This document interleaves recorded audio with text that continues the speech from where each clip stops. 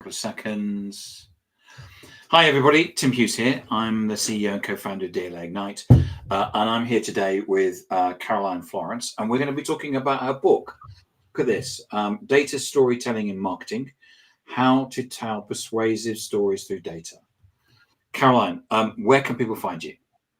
So they can reach me at insight-narrator.co.uk. It's my website, and on LinkedIn under Caroline Florence you will find me.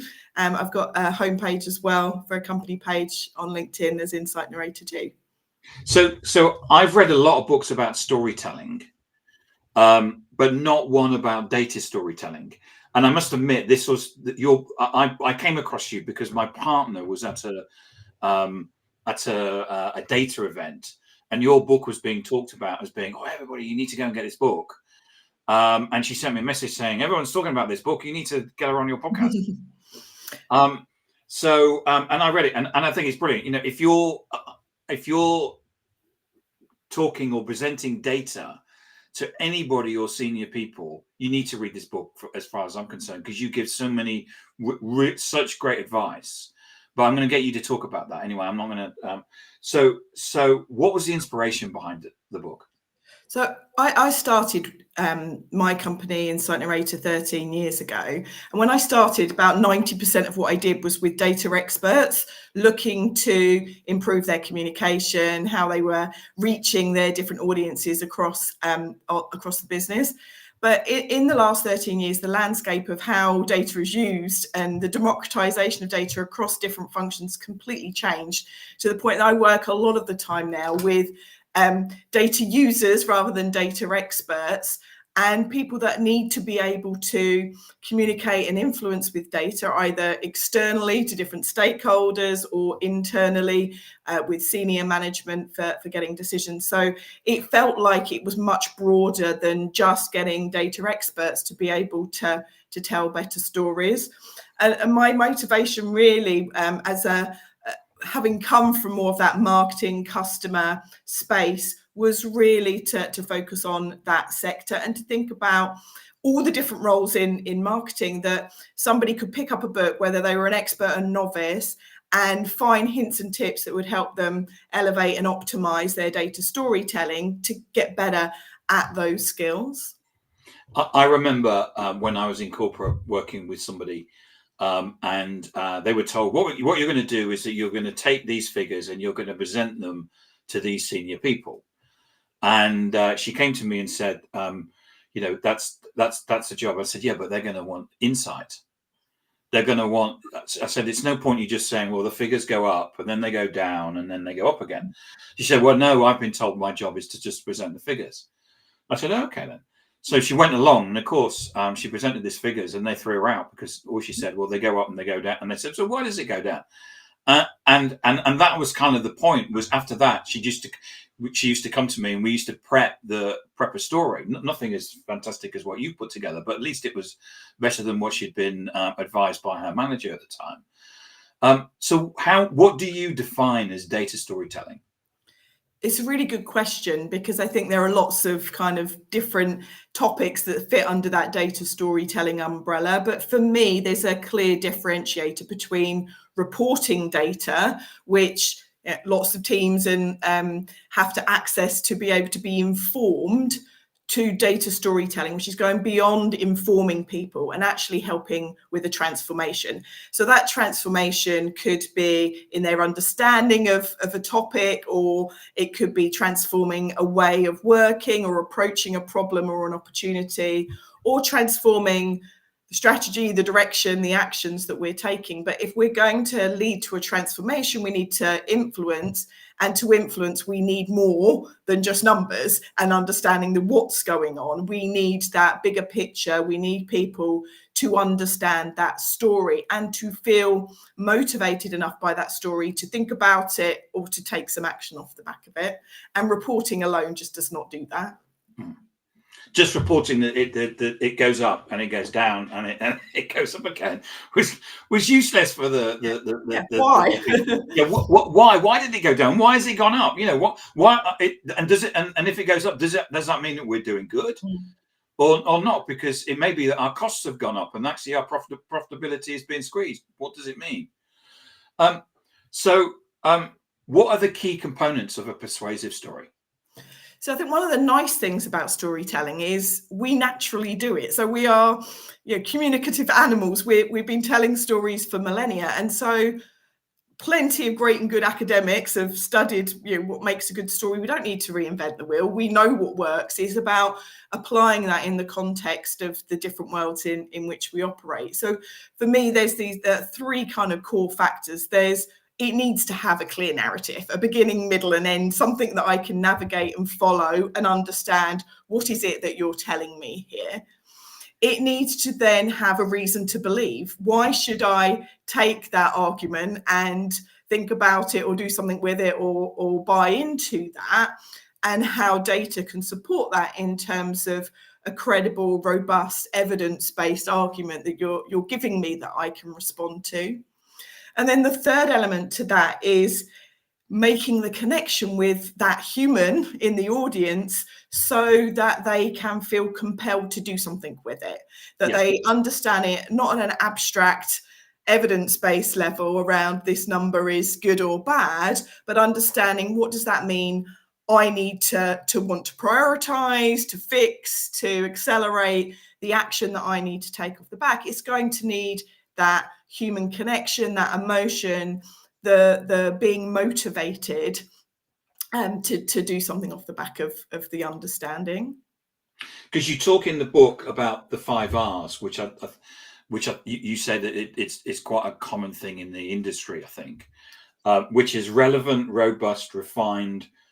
Is that was that? Well, I can't read my writing. And remarkable. Relatable. Yes. Yeah. So the way I wanted to approach the book is to provide a roadmap for 5 kind of key stages that for me are really important components of really good storytelling that then enable you to have that clear structure, supported by evidence with a reason to believe and some emotional connection. And I don't see it as you start at the beginning, you go through each of the steps and equally, and you go to the end and ta-da, tick the box, I've got a good data story, because not everyone is starting from the same place, not everyone is starting with the same levels of competency and background, and that some of those stages will be more comfortable for some people than others. Others will feel maybe more difficult for them if they're not comfortable working very closely with data. And so ensuring that there was something for everybody, to whatever lens or perspective they were coming in at this, that they'll be able to pick up a little bit of insight about elevating it further. And so for me, the relevance is the obvious start point, because there's no point telling an amazing story if it doesn't help me with anything and it doesn't link to anything that I need to focus on. So really grounding it in what matters most is that start point. Then it's about ensuring whatever evidence you are using, you're doing it in a really robust way. It's really easy now when we're swinging data to find numbers to support arguments, but it's got to be able to stand up to scrutiny. You've got to have that level of understanding that I can trust that the arguments and the insights I'm sharing off the back of that data are valid, are robust, are going to be able to stand up to those questions that I might get. The refined bit is, I think, where a lot of people struggle, because there is so much data. So how do we go from there being 100 things I could say from this data to 2 or 3 really clear messages? And it's that synthesis process that I can work out the meaning, understand the why, the so what from all of that data, and come up with, having done the hard work for others, what they need to think about. And then how do I get that across in a way that when there are so many messages out there that people want to relate to, that they can understand on a human level, not because 36% of people think something or said something or did something, but in understanding the humans behind the numbers, what those behaviors and decisions actually are. And then the final kind of R is the remarkable. Just because we're operating in a world where everyone's being bombarded with content, there's a degree of having to really be smart and clever about how you do this to cut through the noise and make sure that your story gets the attention, not just because it's a great story, but that it's standing out. People are able to feel provoked, or they're able to see a different perspective and get fresh insights. And that's something that they will need to be sold to a little bit, rather than just told and assume that everyone will get it. So do you have any examples?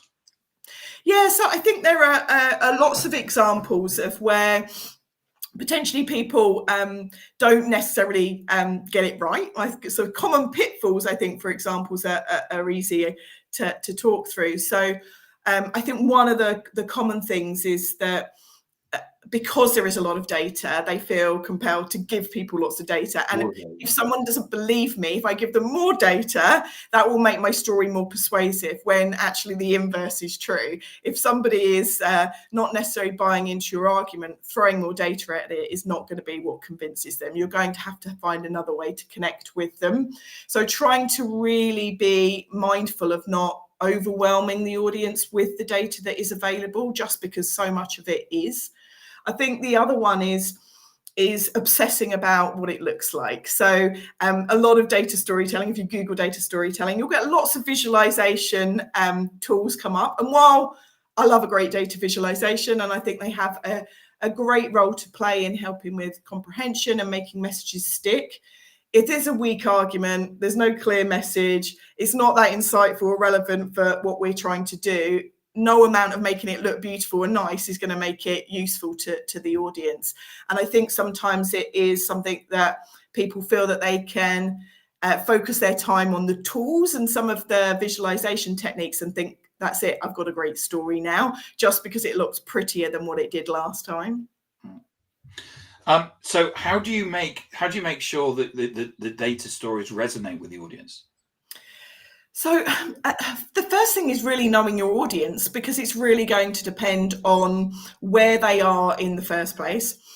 So if you're looking to transform outcomes because of your data storytelling, you need to know where people are in the first place and where you need to get them to. So there's a lot around really thinking about your audience, where they are in their positioning and their thinking, where you need them to be. So this isn't so much as, sorry to cut across you. So this isn't so much about I'm going to present to you and you're going to listen. This is about where you're going to use data to take the audience through a journey, because you're probably presenting something where you need them to be thinking about something else. Or yeah, and it's having to craft something that's going to work for that audience. It's not, I've got all of this and I want to tell you all of this information, therefore I'm going to just give it to you, but thinking through how you're going to do that. And that might be different for different audiences with the same message, that you need to think about the different start points. So I'm a huge believer in the role of planning, and the whole kind of first R in terms of that, making it relevant, is about understanding the audience and what you're actually trying to do before you start actually creating anything. So there's a degree to get it to resonate, it needs to be grounded in your understanding of the audience itself. I think the other thing about resonating is really ensuring that you're bringing it to life in a way that really engages around the senses and around the human emotions.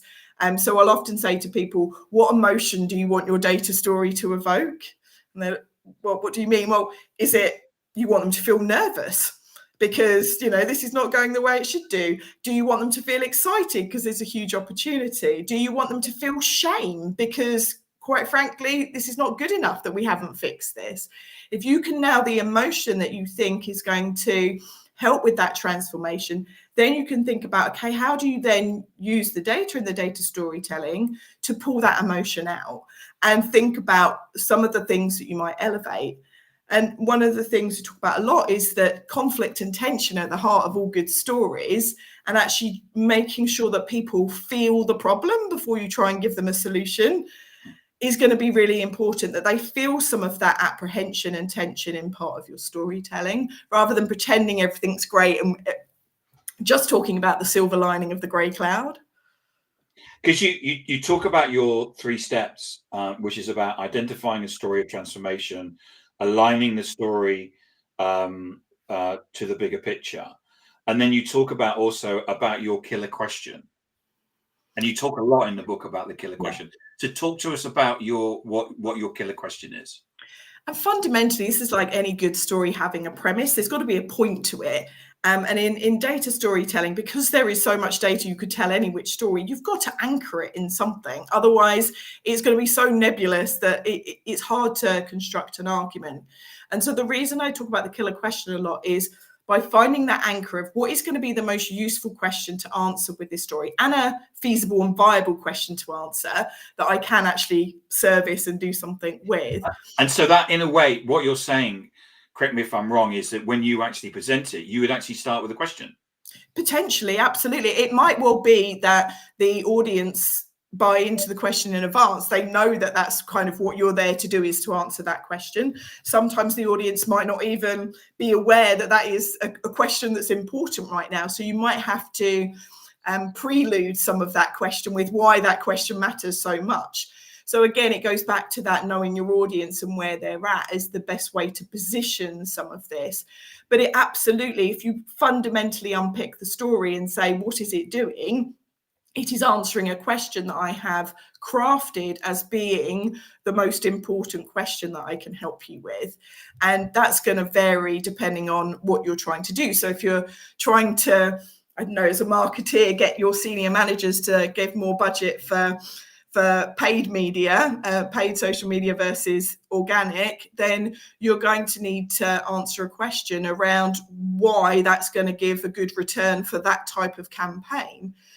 Likewise, if you're looking to understand why something might have worked so that you can then complete the optimization process or replicate that, you're going to need to know, what does good performance look like? What was the benchmark? What was the expectation? And weaving that all into a killer question can really point your effort with your storytelling, that you're not going off on all of these tangents and that you end up with a really clear message. So how do you get that balance between the data and talking about the analytics and actually the story, so people don't think it's just fluff?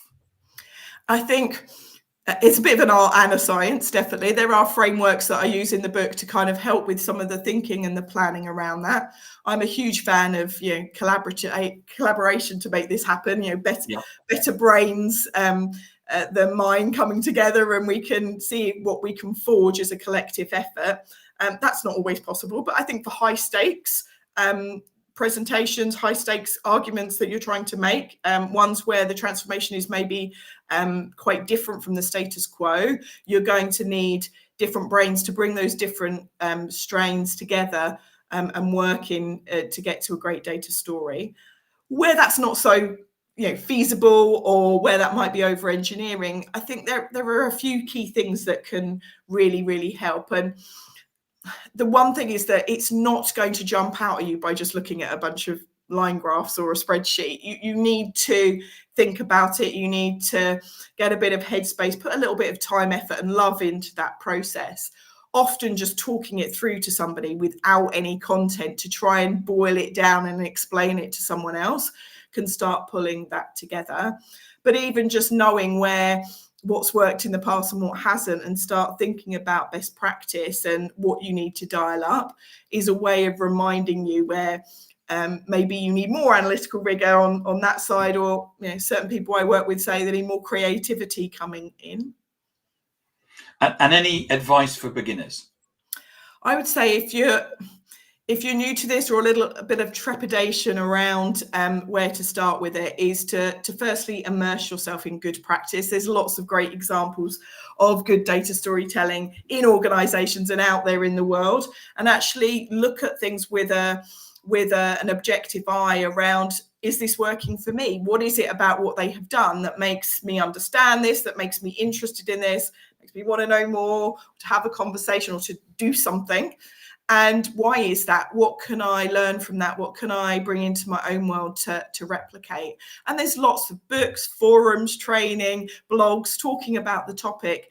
So I would say kind of immerse yourself, kind of embrace the fact that there is lots to pick up hints and tips from, and then experiment and see what works, see what resonates with your own audiences, ask for lots of feedback, and sort of iterate from there, really, in what you feel is your style and what's going to work for you. Excellent. Caroline, thank you so much for coming on and talking about your book, Data Storytelling in Marketing, How to Tell Persuasive Stories Through Data. And it's not just marketing, is it? It's presenting any there's lots you could take from any context. We've focused a lot of the examples on marketing just to make it more relevant to that target, but actually there's lots in there that, working in peripheral areas, absolutely the same applies. And if I wanted to buy a copy of this, where could I get a copy? So it's available on Amazon and all good bookstores. You can also get it from the publisher. The Kogan Page have their own website as well, and they often have discount codes off the Kogan Page website as well. And where can we find you, Caroline? So come connect with me on LinkedIn. Absolutely is great. And I always talk a lot about the subject on LinkedIn. Or if you want to reach out to me, you can reach out to me via my website, which is insight-narrator.co.uk. Caroline, thank you so much for coming on, and great book. Congratulations. Thank you. Well done. And thank you so much for coming on and talking about it. It's excellent. Thank you. Great. Thank you.